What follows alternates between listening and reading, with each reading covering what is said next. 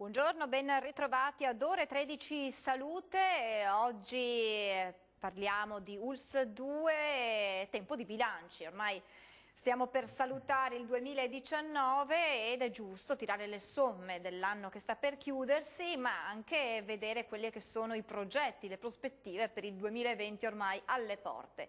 Di questo ne parliamo insieme ai vertici dell'ULSS 2, tutti presenti qui in studio, a partire dal direttore generale, il dottor Francesco Benazzi. Buongiorno e ben ritrovato. Buongiorno a lei, buongiorno a tutti. Accanto al dottor Benazzi abbiamo Anna Maria Tomasella, direttore amministrativo dell'ULSS 2. Buongiorno. Buongiorno a tutti, buongiorno. Dall'altra parte invece abbiamo Giorgio Del Re, direttore dei servizi sociosanitari dell'ULSS 2. Buongiorno dottore. Buongiorno a tutti. E buongiorno e grazie per essere qui anche al dottor Livio Dalla Barba, direttore sanitario dell'ULSS 2. Buongiorno e ben ritrovato. Ai telespettatori. Dunque, dottor Benazzi, parlavo di bilanci, è giusto insomma tirare un po' le somme di questo 2019 che per l'ULSS 2 è stato positivo o negativo, che 2019 è stato in termini di impegni e di progetti realizzati. Sì, grazie, buongiorno ancora a tutti. Beh, io direi che è stato un bilancio positivo, mi permetto anche di sciorinare un po' di dati, un po' di cose che abbiamo fatto con un'unica pecca che poi le dirò alla fine. Beh, intanto partiamo dal bilancio esercizio. A me interessa proprio definire che su un valore della produzione di 1.630 milioni di euro, che è la nostra ULSS, di cui 40 milioni sono del sociale e sociosanitario, che quindi in collaborazione con tutti i 94 comuni della ULSS numero 2, noi anche quest'anno chiuderemo in attivo il bilancio e secondo me questa è una cosa importante perché fa capire l'impegno di tutti, e dico di tutti i nostri collaboratori, per raggiungere questo importante obiettivo che, ricordo a me stesso ma a tutti, è un obiettivo che potrebbe far decadere la direzione strategica generale. Ma poi mettendola anche sul piano proprio dell'umanizzazione, cosa che a noi interessa più di tutto, abbiamo portato a casa due grandissimi risultati. Intanto 3 bollini rosa, che significa, dateci dal Ministero della Salute, per cui certificati, che significa che i nostri ospedali sono ospedali per le donne e questo ci fa un immenso piacere. La seconda cosa, aver affinato insieme ovviamente alle altre istituzioni il percorso che riguarda ovviamente la gestione della violenza sulle donne. Quindi il cosiddetto codice rosa, quindi la presa in carico della donna in tutti gli aspetti, e purtroppo è un fenomeno importantissimo sul quale noi stiamo molto lavorando insieme ai nostri operatori e questo per noi questo ci ha dato un'immensa soddisfazione. Per non dire poi delle tecnologie che siamo riusciti, grazie all'aiuto della Regione Veneto e al sostegno della Regione Veneto anche economico, 2 nuove TAC che sono macchine di altissimo livello ovviamente per fare gli esami che servono soprattutto per i pazienti oncologici o per i pazienti che hanno patologie importanti. Il Flex Robotic System, che è una tecnologia, ce ne sono solo 3 in Italia, anche qui devo ringraziare la Regione, dove praticamente per fare i tumori alla laringe, noi come lei sa, come sanno i nostri cittadini, il centro di Vittorio Veneto è un centro di riferimento nazionale, con questa tecnologia si possono operare i tumori alla laringe senza tagliare esternamente. Quindi è un salto di qualità importantissimo, per non dire poi ovviamente l'attivazione dell'USD di vascolare a Conegliano, altra cosa importante perché abbiamo creato un nuovo polo vascolare che dà la possibilità alle persone di fare gli interventi anche a Conegliano e quindi di abbattere le liste d'attesa.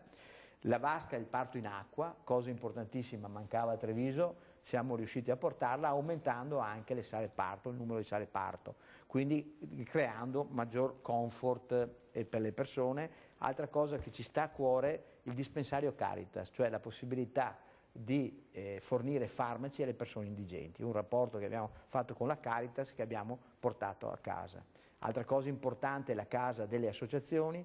A Montebelluna abbiamo spostato la direzione medica all'interno dell'ospedale, dando le possibilità di avere una casa proprio, un luogo di ritrovo unico per tutte le associazioni di volontariato di quell'area di Asolo e naturalmente la cittadella sanitaria.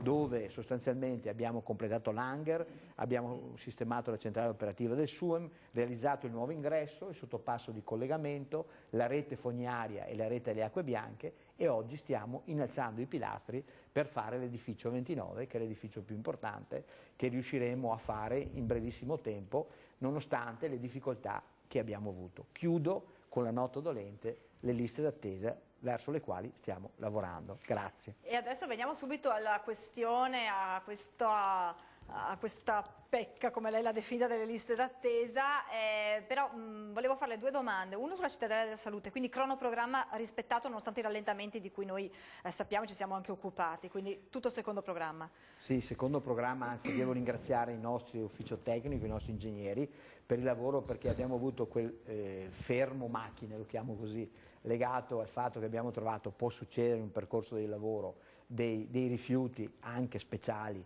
nel terreno. C'è stato un bel lavoro di squadra, in 4 mesi abbiamo risolto un problema, ringraziamo l'ARPA, ringraziamo il nostro servizio igiene, siamo riusciti a superarlo e oggi veramente la cittadella sta andando avanti con una grande soddisfazione da parte nostra. Seconda domanda che mi è venuta in mente sentendo insomma, questo suo lungo elenco di innovazione anche apportata quest'anno, il fatto che si può mantenere un bilancio in positivo senza però togliere servizi ai cittadini, ed è fondamentale. Assolutamente sì, è un lavoro veramente di squadra, nel senso che quando si riesce a mettere le due cose insieme, io credo sia veramente solo un discorso di lavoro di squadra, che va dai professionisti, quindi dai medici, dagli infermieri, dalle OSS, ai servizi tecnici e agli amministrativi. Significa una grande sinergia, un grande lavoro insieme, significa anche tempo dedicato, significa anche qualche sacrificio, ma credo che alla fine questo risultato sia un risultato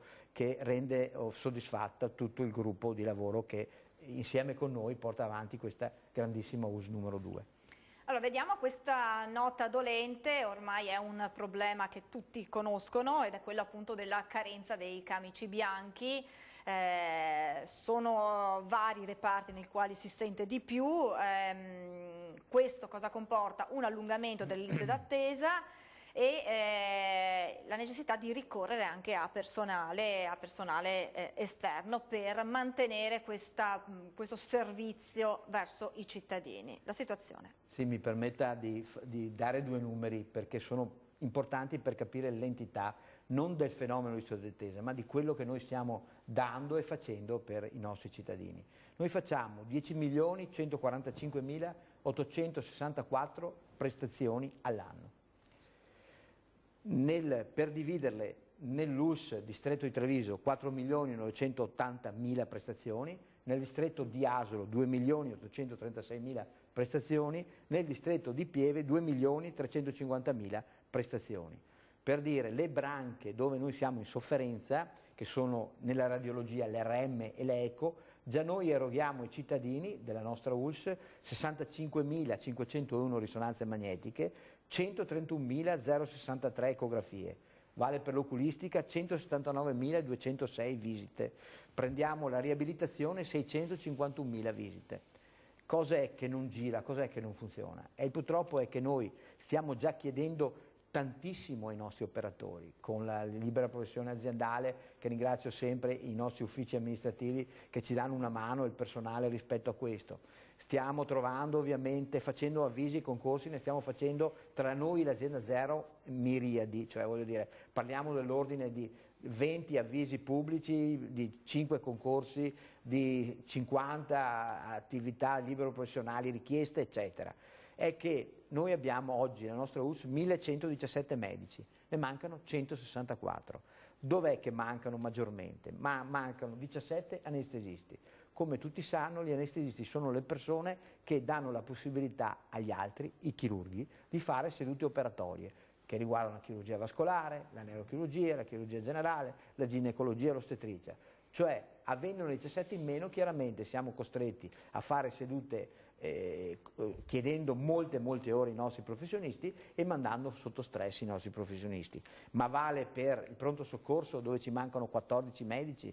Per fortuna la Regione Veneto, con questa nuova attività che ha creato, quindi questi 80 medici che hanno fatto il corso appunto di emergenza sanitaria territoriale, per fortuna anche per noi arriveranno circa 10 medici che ci daranno un po' di respiro e faranno in modo che anche i nostri pronti soccorsi potranno dare delle risposte. Ma continuo a ribadire, in cardiologia mancano 8 medici, quindi in ginecologia ne mancano 16, in ortopedia 14. Quindi per quanto noi cerchiamo di fare, e credeteci, lo stiamo facendo e ringrazio i nostri operatori perché danno veramente il massimo, è difficile poter rispondere avendo carenza di personale. Si è cercato anche di ovviare con varie misure, pensiamo ai medici in pensione, certo. La novità insomma, dell'ultimo periodo, quello degli specializzandi, voluta dalla Regione. Questo aiuta, comunque dà una boccata d'ossigeno in qualche modo. Sicuramente aiuta perché anche la Regione adesso attiverà delle borse di studio e quindi nel tempo sicuramente avremo dei benefici, perché quello che non ha fatto il Ministero oggi lo sta facendo la Regione, ovviamente per sopperire a quello che il Ministero dell'Istruzione non ha dato per carenza di programmazione, perché questa è la verità, carenza di programmazione nazionale. Però è chiaro che i tempi, nonostante i liberi professionisti, i tempi, il problema esiste ancora, non è facile trovarli. Pare che adesso nella legge di bilancio ci sia quello che ha richiesto la Regione Veneto al Ministero, la possibilità di utilizzare gli specializzandi il quarto e quinto anno. Gli specializzandi il quarto e quinto anno, ricordo già stando in università fanno le guardie e fanno queste cose. Per cui se questo venisse allargato anche alle aziende sanitarie, quindi anche alla nostra ULSS, avremo la possibilità già di portarci degli specialisti e quindi alleggerire il lavoro, dico pesantissimo, che fanno i nostri specialisti attualmente. Quindi sarebbe, come dire, una boccata d'ossigeno importante per poter abbattere le liste d'attesa. E poi c'è stata la collaborazione con l'università, lo ricordiamo di Timisoara, giusto?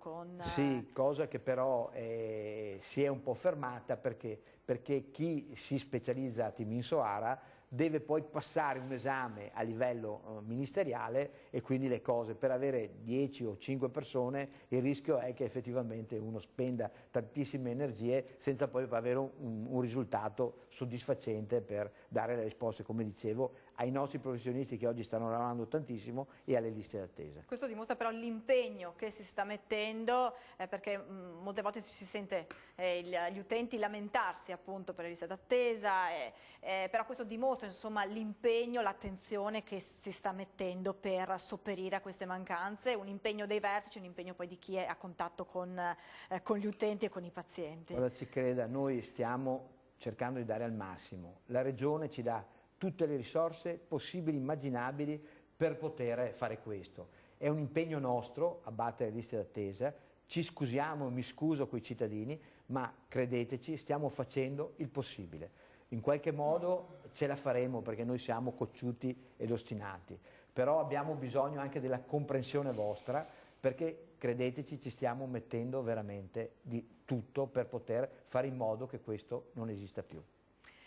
A proposito di tempi d'attesa e spesso sotto la lente di ingrandimento c'è proprio la lista d'attesa del pronto soccorsi, dottor Dalla Barba, a breve dovrebbe partire a supporto del pronto soccorso delle Cafoncello il pronto soccorso della casa di cura Giovanni XXIII di Monastier, che dovrà avere un ruolo importante proprio nell'abbattere le liste d'attesa, i tempi d'attesa nel pronto soccorso.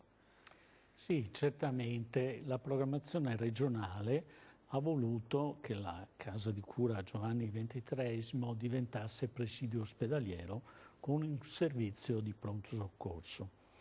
Questa è stata una scelta, a mio avviso, estremamente utile perché la casa di cura Giovanni XXIII ha comunque una struttura importante, ha dei servizi altrettanto importanti, penso all'ortopedia e traumatologia, penso alla chirurgia generale, alla medicina interna ed ha anche dei servizi diagnostici di un certo livello, penso alla radiologia, al laboratorio.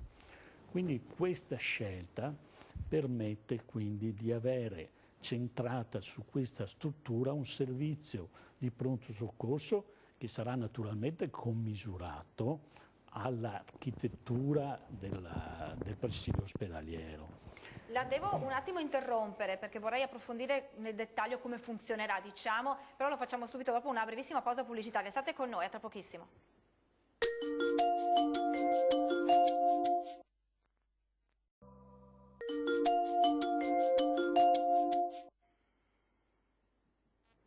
Di nuovo in diretta con Ore 13 Salute, stiamo tracciando un bilancio di attività dell'USL 2 Marca Trevigiana insieme ai 4 direttori, quindi un bilancio che interessa tutte le sfumature del lavoro di un'azienda sanitaria. Prima della pausa pubblicitaria ho dovuto interrompere il dottor Dalla Barba, direttore sanitario, che ci stava spiegando quelli che saranno i dettagli operativi del pronto soccorso che verrà messo in funzione all'interno della casa di cura Giovanni XXIII di Monastiere. Prego, dottore. Sì, come stavo spiegando, il pronto soccorso riflette l'architettura dell'ospedale e naturalmente sempre sotto la regia della centrale operativa 118 provinciale. Per cui naturalmente al pronto soccorso della casa di cura di Monastiere non arriveranno tutte quelle patologie che richiedono un'area critica intensiva.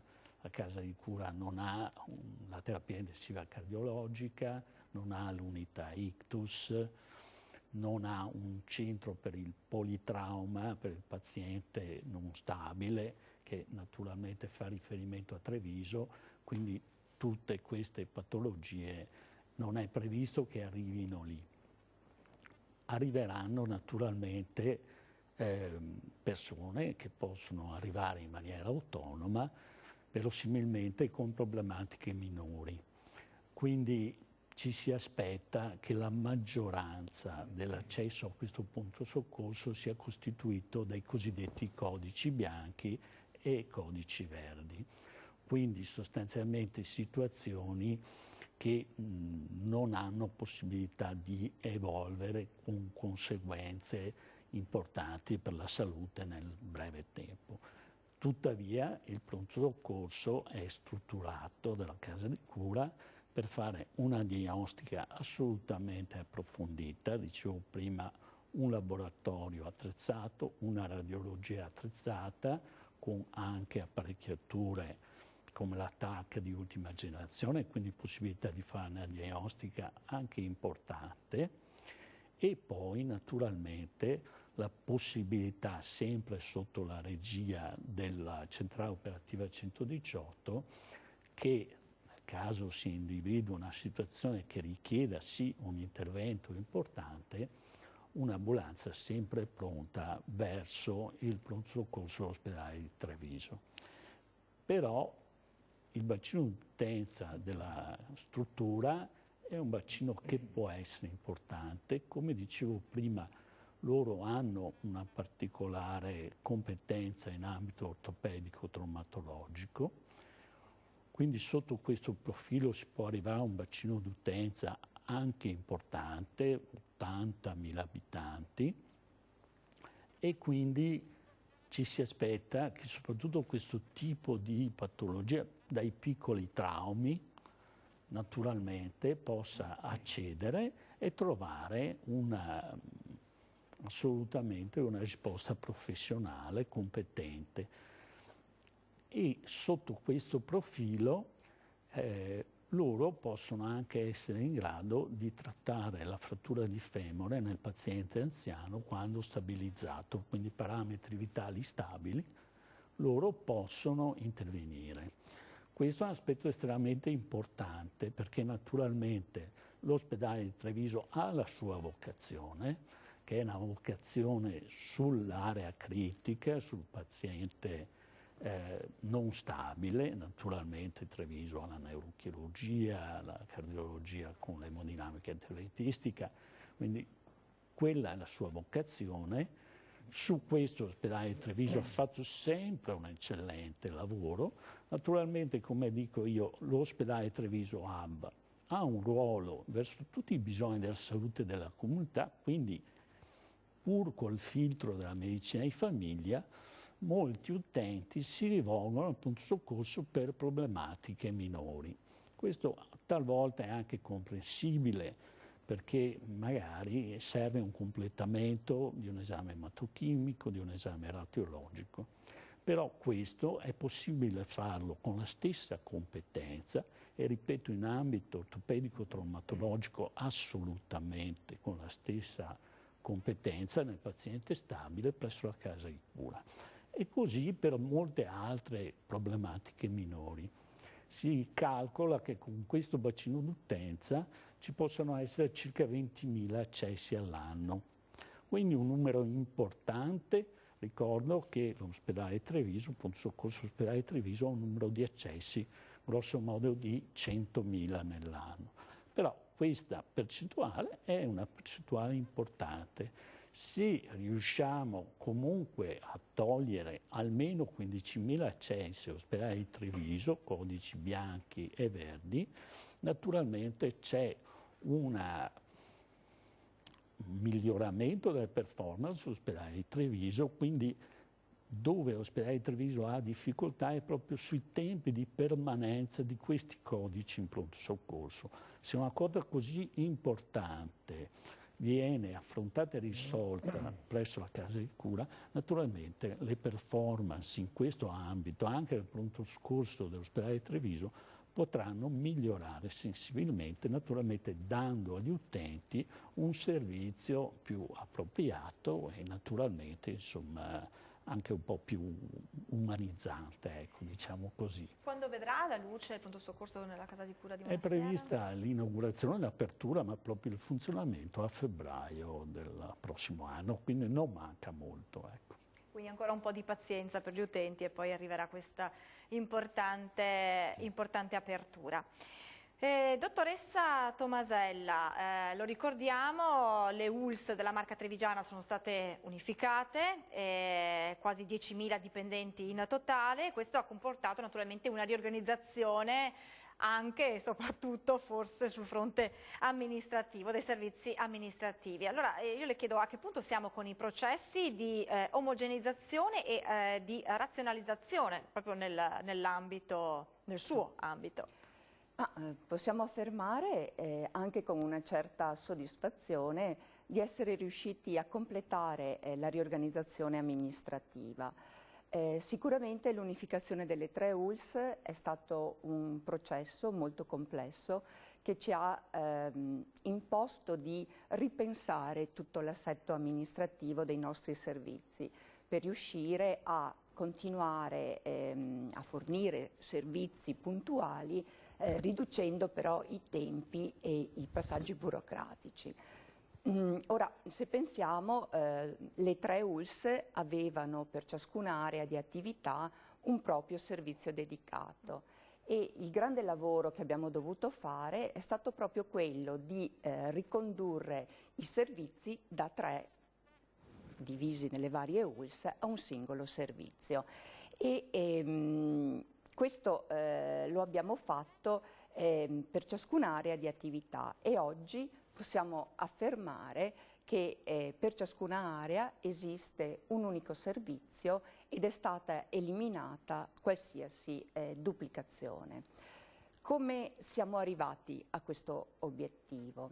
Innanzitutto dando pari dignità alle 3 aziende e cogliendo da ognuna di esse quelle che erano le più alte professionalità, le migliori pratiche operative per farle diventare patrimonio di eccellenza della nuova azienda provinciale che era stata costituita.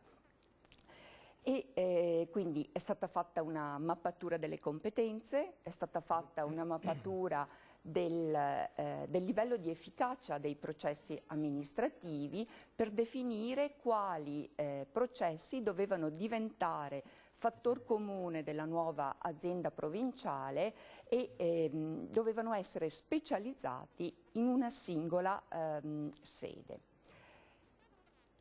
Questo cosa ha consentito? Ha consentito da un lato di potenziare, di accrescere le competenze dei nostri operatori verso le migliori pratiche presenti in azienda e nello stesso tempo ha dato la possibilità ai dipendenti di continuare a lavorare nella propria sede e quindi di evitare i disagi di uno spostamento che avrebbe sicuramente influito negativamente sulla vita familiare di queste persone.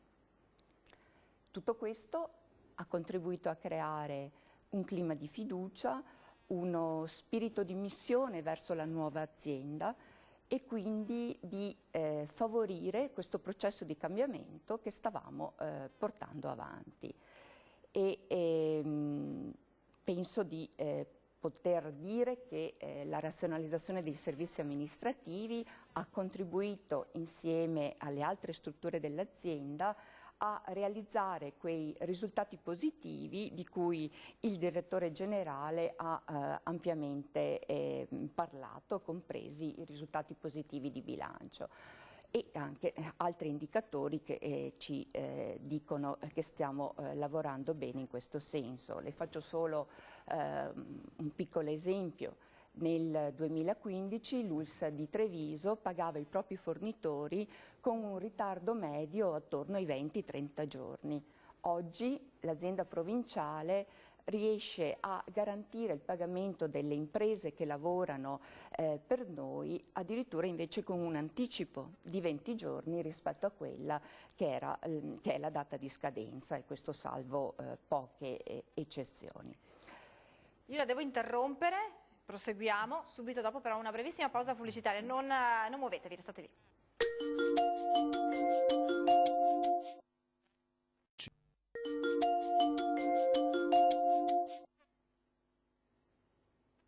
Rieccoci in diretta, stavamo parlando con la dottoressa Tomasella di quelli che sono i risultati e i processi che sono seguiti all'unificazione delle 3 ULSS della Marca Trevigiana. Prego dottoressa. Sì, stavamo parlando dei risultati conseguiti dai servizi amministrativi, precisando che non riteniamo che questi siano dei punti di arrivo, ma sono solo dei punti di partenza.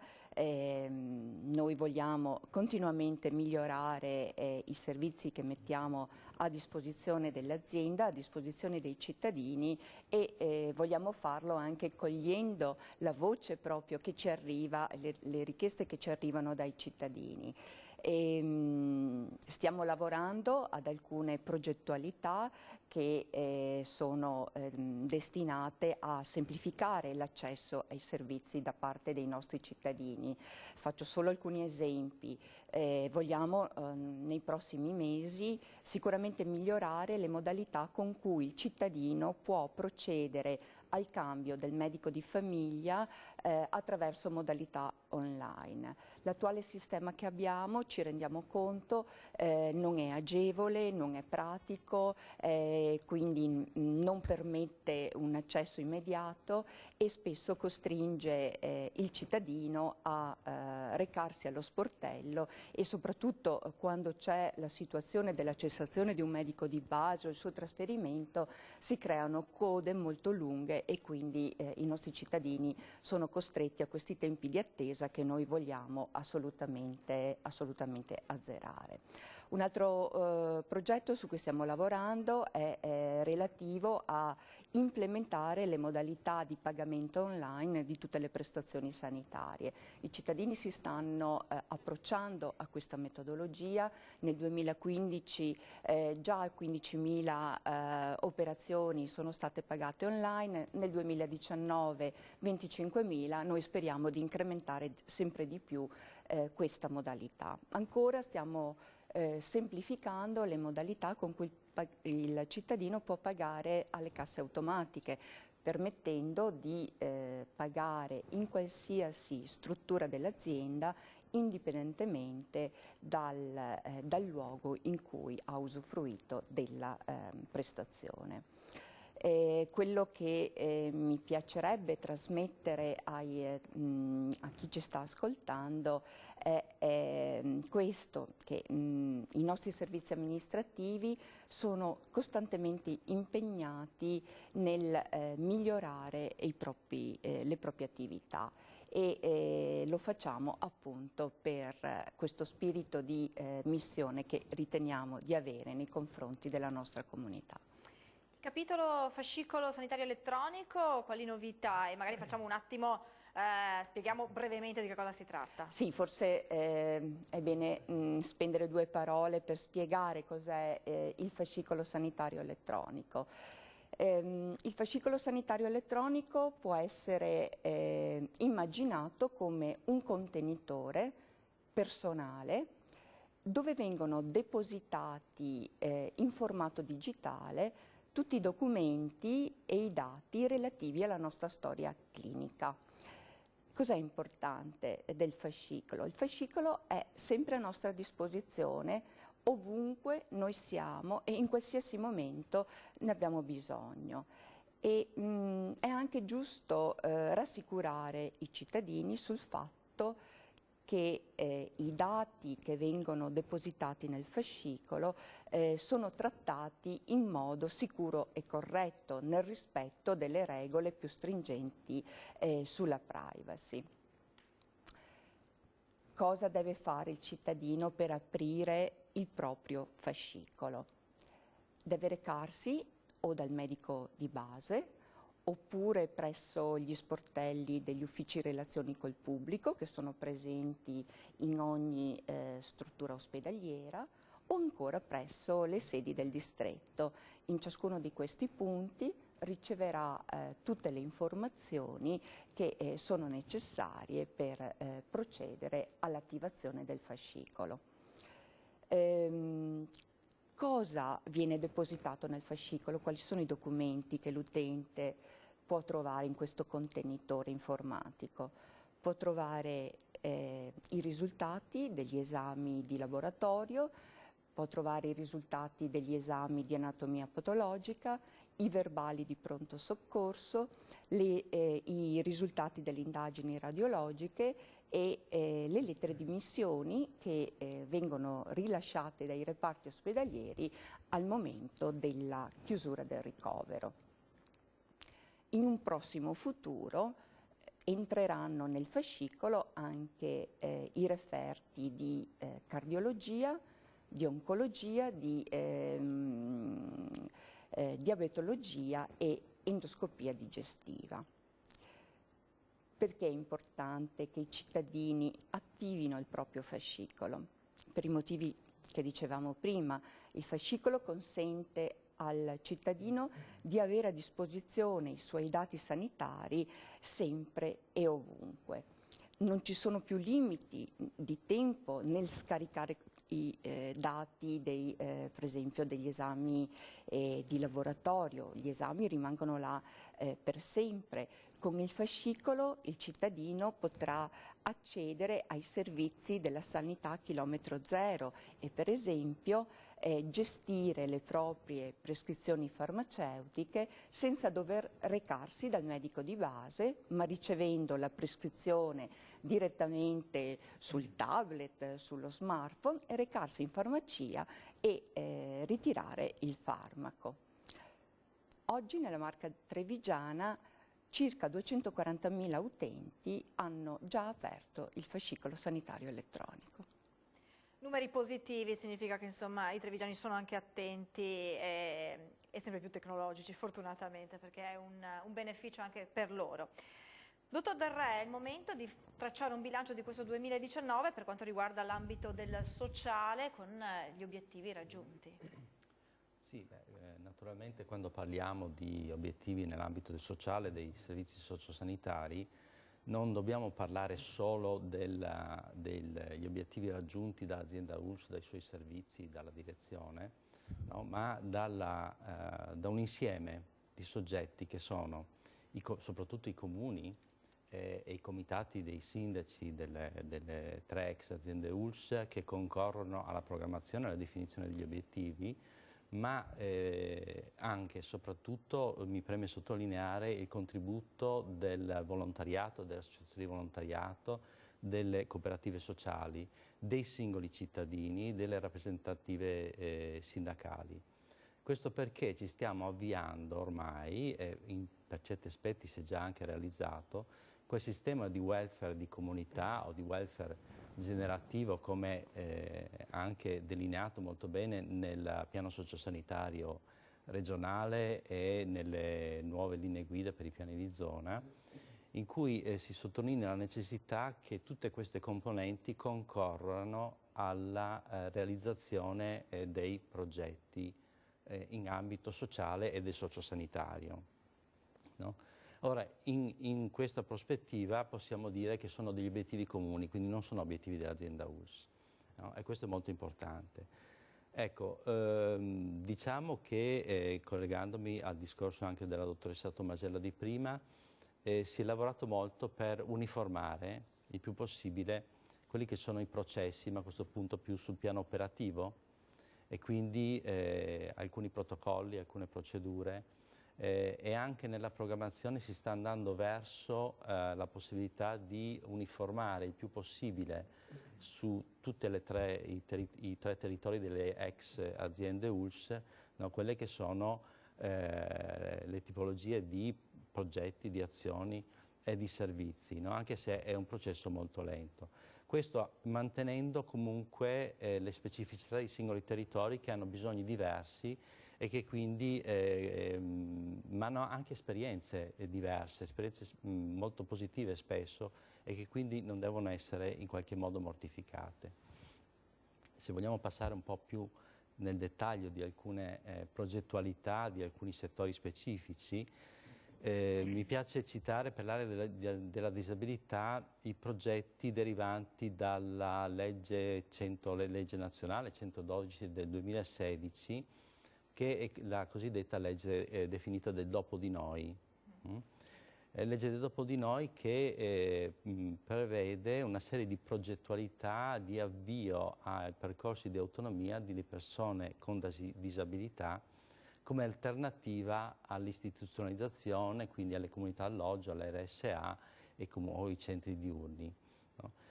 Nel nostro territorio si sono realizzati nel corso del 2019 22 progetti che hanno visto interessati 104 persone con disabilità e ovviamente anche le loro famiglie di conseguenza.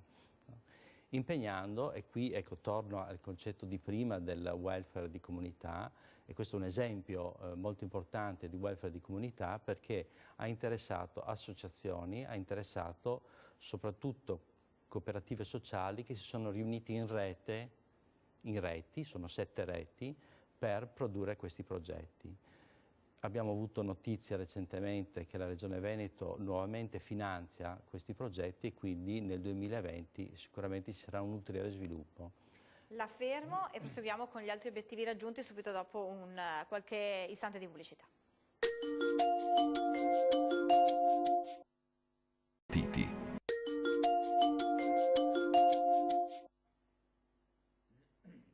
Rieccoci in diretta, con il dottor Del Re stavamo tracciando un po' quelli che erano gli obiettivi, i traguardi raggiunti, avevamo parlato della disabilità, andiamo a vedere anche gli altri progetti realizzati.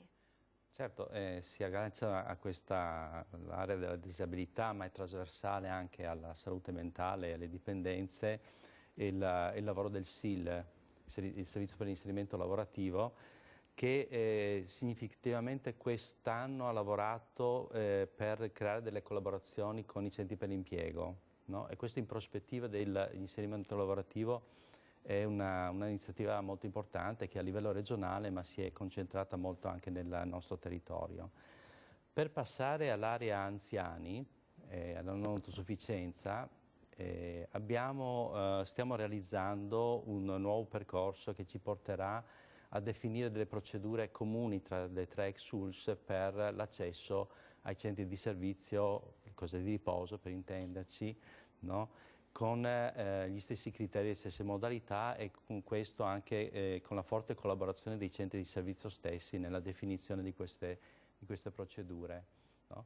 E poi sono importanti da sottolineare i risultati dei centri sollievo che sono rivolti alle persone e alle loro famiglie affette da demenza o Alzheimer, e nel nostro territorio abbiamo ben 42 centri sollievo, 2 si apriranno entro fine dell'anno, 2 nuovi, quindi arriveremo a 44, per 437 persone che sono assistite, che le frequentano, e pensiamo che a livello regionale abbiamo un totale di 158 centri di sollievo, quindi una buona percentuale proviene dalla Marca Trevigiana, dove tra l'altro sono anche nati, la sperimentazione è nata in questo territorio. Nella salute mentale significativa invece è lo sviluppo delle nuove forme di residenzialità, no? Quindi anche qui, come per la disabilità, si sta cercando di andare oltre la rigidità di certe strutture che potevano essere le comunità o le comunità terapeutiche, per sperimentare quelle forme di, chiamate così, di residenzialità leggera o abitare supportato. Quindi sono delle situazioni di appartamenti o di alloggi in cui vengono inserite delle persone con disturbo mentale e che vengono in qualche modo, in qualche misura, a secondo della intensità del loro bisogno, supportate, no? E questo è molto importante perché permette il superamento di quei percorsi tipici che però erano anche molto rigidi e poco si adattavano alla singola persona. In questo settore poi si sono anche sperimentate dal punto di vista clinico anche delle forme di gruppo terapeutico un po' innovative che utilizzano anche forme espressive, letteratura, la danza, ecco, queste cose qua, che chiaramente anche fanno riferimento a esperienze dove è dimostrata la validità di questo tipo di intervento. Per quanto riguarda l'area delle dipendenze, sono sviluppate molte iniziative in connessione col piano regionale del contrasto del gioco d'azzardo. Allora, in questo campo si sono svolti incontri di sensibilizzazione della popolazione, addirittura proprio in alcuni teatri dei talk show in cui c'era proprio dibattito, una mostra itinerante che ha visto la partecipazione di qualche migliaio di studenti e di quasi 1 migliaio di persone, no? Di utenti, di cittadini, no? E si sono definiti dei percorsi formativi non solo per operatori dei servizi, operatori dei comuni, ma anche per operatori del settore commerciale. E questo proprio perché è coerente con il piano regionale, ma perché c'è una forte attenzione per questo aspetto, perché anche se noi vediamo l'utenza dei SERD, è stato negli ultimi anni in forte aumento il numero di giocatori d'azzardo patologici, no? Che fanno ricorso a questo servizio. Quindi soprattutto per quanto riguarda le dipendenze, la caratterizzazione per l'anno 2018 è stata questa sul gioco d'azzardo. Infine, l'area famiglia, infanzia e adolescenza, no? È un'area di attività molto ampia, per cui con molte azioni. Diciamo, gli aspetti più significativi sono questi. Nel distretto Pieve di Soligo si è giunti al completamento del percorso che ha portato alla delega dei comuni per la titolarità della tutela minorile all'azienda ULSS, quindi azienda ULSS anche nel distretto di Pieve di Soligo, dopo che già da anni vi era negli altri distretti, gestisce i servizi per la tutela minorile, no? E questo nella scelta dei comuni ha l'obiettivo di garantire diciamo una maggiore fluidità ma anche maggiore professionalità nell'affrontare queste tematiche così delicate. Poi si è sviluppato nuovamente il percorso di formazione di tutori volontari per i minori di età. Abbiamo avuto una buona partecipazione con 40 persone che hanno raggiunto l'attestazione, che adesso nei prossimi mesi faranno i colloqui e poi verranno inseriti all'interno dell'elenco delle persone disponibili alla tutela, a fungere da tutori di minori, e sappiamo quanto questa funzione sia molto importante, no? Nel senso che nel momento in cui il Tribunale per i minorenni decreta, ad esempio, la decadenza della responsabilità genitoriale, no? La funzione del tutore è una funzione vicaria estremamente importante. Noi siamo pronti a fornire immediatamente questa funzione. Poi un altro progetto importante che ha fatto storia nella nostra provincia è il progetto Famiglie in Rete. È un progetto che coinvolge, negli ultimi 3 anni, ha coinvolto 516 minori e 620 famiglie, no? Quindi sostanzialmente viene fatto un reperimento di famiglie, una formazione per fare delle accoglienze di bambini in difficoltà, ma accoglienze non necessariamente legate a situazioni di estremo disagio, ma anche di disagio iniziale, no? E dove a livello regionale si sono realizzati più fortemente questi progetti, si è visto ormai da anni, si è constatato un calo dei numeri di bambini che sono costretti a essere allontanati dalle famiglie o che comunque finiscono all'interno dei servizi di tutela. Quindi sono proprio delle reti solidali, no? Tra famiglie che si sopportano tra di loro, e questo è francamente un valore molto molto forte, presente nel nostro territorio, ma che si è diffuso anche a livello regionale. La chiusura è per il direttore generale, dottor Benazzi, gli obiettivi da raggiungere nel 2020 e poi gli auguri, insomma, ai trevigiani. Sì, gli obiettivi sarebbero tantissimi, perché ne abbiamo tantissimi in cantiere e il tempo è estremamente breve. Ne ricordo 4 importanti. Allora, gli ospedali di comunità che abbiamo promesso ai cittadini, che sarebbero attivati a Castelfranco, a Treviso e a Vittorio Veneto. Ospedali di comunità che danno la possibilità quindi di ristoro alle famiglie nel momento in cui il paziente acuto deve fare un passaggio per la riabilitazione, per la presa in carico poi domiciliari in un ambiente protetto. Poi naturalmente lo sviluppo della telemedicina, e gli ambulatori, un'altra promessa che abbiamo fatto, gli ambulatori a Treviso, a Borgo Cavalli, per fare in modo che le persone non vadano più ad Oras, cioè a Motta di Livenza. È un impegno che ci siamo presi e che porteremo avanti. Il passaggio delle unità operative e quindi il completamento del lavoro che faremo con lo IOV, quindi per l'integrazione massima Castelfranco-IOV, ma naturalmente la cittadella, l'edificio 29, cioè l'arrivo quasi finale della costruzione dei 658 posti letto per acuti che faremo a Treviso, ma naturalmente anche l'altra cosa importante è la partenza dei lavori, la gara e la partenza dei lavori per il polo di Conegliano. Un'altra cosa che ci sta a cuore, che ci interessa, è la chiusura dei lavori del distretto di Mogliano Veneto. Questo ovviamente, quindi lavori di costruzione, ma soprattutto umanizzazione, perché a noi interessa sempre di più che si facciano corsi per i nostri operatori per fare in modo che siano più umanizzanti possibili nei confronti delle persone. Cosa auguro ai trevigiani? Noi, a nome della direzione, a nome di tutti i nostri collaboratori, veramente un sereno Natale da passare con le proprie famiglie e con i propri familiari, e naturalmente un felice anno nuovo, forse con poco meno di sanità e più salute. Questo è quello che auguriamo a tutti. Grazie. Grazie al dottor Francesco Benazzi, alla dottoressa Anna Maria Tomasella, al dottor George Del Re e al dottor Livio Dalla Barba per questo bilancio 2019 dell'USL 2. Grazie a voi per averci seguito, buon proseguimento di giornata.